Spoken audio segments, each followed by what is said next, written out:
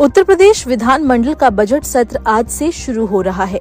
पहले दिन राज्यपाल आनंदीबेन पटेल विधानसभा और विधान परिषद के संयुक्त सदन को संबोधित करेंगी। आने वाली 20 फरवरी को वित्तीय वर्ष 2025-26 का आम बजट पेश किया जाएगा। इसे लेकर सत्ता पक्ष और विपक्ष दोनों ने अपनी तैयारी पूरी कर ली है।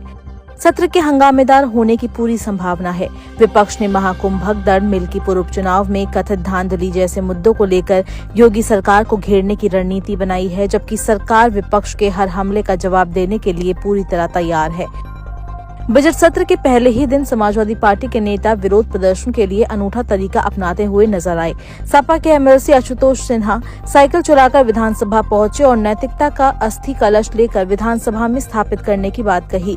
उन्होंने कहा कि वे महाकुंभ के मुद्दे पर सरकार से जवाब मांगेंगे और हर सवाल उठाएंगे। वहीं समाजवादी पार्टी के विधायक चौधरी चरण सिंह की प्रतिमा के पास धरना दे रहे हैं। नेता प्रतिपक्ष माता प्रसाद पांडे और वरिष्ठ सपा नेता राजेंद्र चौधरी भी इस प्रदर्शन में शामिल हैं। उनका आरोप है कि महाकुंभ में हुई भगदड़ के मृतकों के आंकड़े सरकार ने छिपाए हैं, इसलिए सरकार को जवाब देना होगा।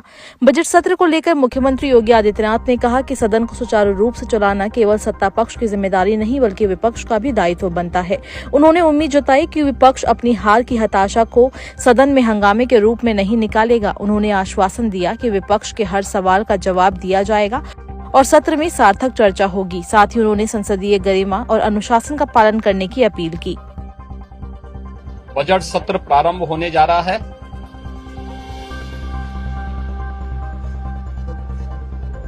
विधानमंडल की इस कार्रवाई में भाग लेने के लिए आए हुए सभी माननीय सदस्यों का मैं स्वागत करता हूं। वर्ष का जो प्रारंभिक सत्र होता है, यह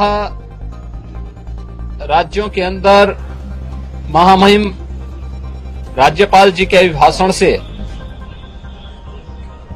इस सत्र की शुरुआत होती है, लेकिन सदन की कार्रवाई सुचारू रूप से संपन्न हो, यह केवल सत्ता पक्ष का ही दायित्व नहीं होता है बल्कि विपक्ष का भी उतना ही महत्वपूर्ण दायित्व बनता है। वहीं समाजवादी पार्टी के नेता रविदास मेहरोत्रा ने राज्यपाल के अभिभाषण के दौरान विरोध करने की बात कही। उन्होंने आरोप लगाया कि सरकार की नीतियां विफल रही है और राज्यपाल का भाषण भी पहले ही लीक हो गया है। उन्होंने सरकार पर परीक्षा के पेपर लीक करने का भी आरोप लगाया।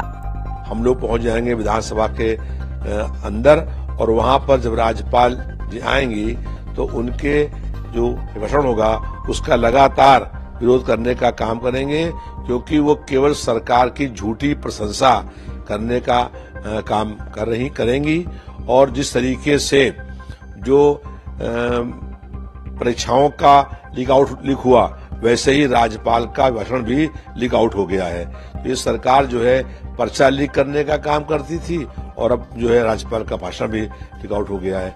तो ये सरकार सारे मोर्चों पर फेल हो गई है। इस सरकार के खिलाफ सड़क से और हाउस के अंदर तक हम लोग संघर्ष करने का काम करते रहेंगे।